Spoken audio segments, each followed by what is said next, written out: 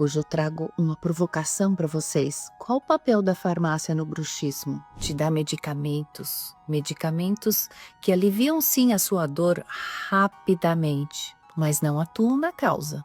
Então você estará dependente de tomar medicamentos algumas ou muitas vezes na sua vida. Qual o papel do acupunturista, do fisioterapeuta, do massagista nas dores do bruxismo?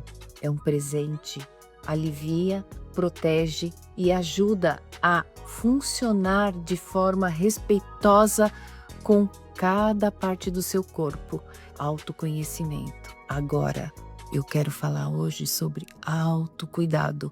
O autocuidado, qual o papel no bruxismo? Mudar pensamento, mudar atitude, mudar comportamento, mudar postura de trabalho, mudar a forma como você relaxa. Permita-se chegar em casa e relaxar. Permita-se fazer higiene do sono. 5 minutinhos, 10 minutinhos. E ao longo de um tempo muito curto, sinta os benefícios do autocuidado. Me acompanhe. Eu estarei elucidando os autocuidados da higiene do sono.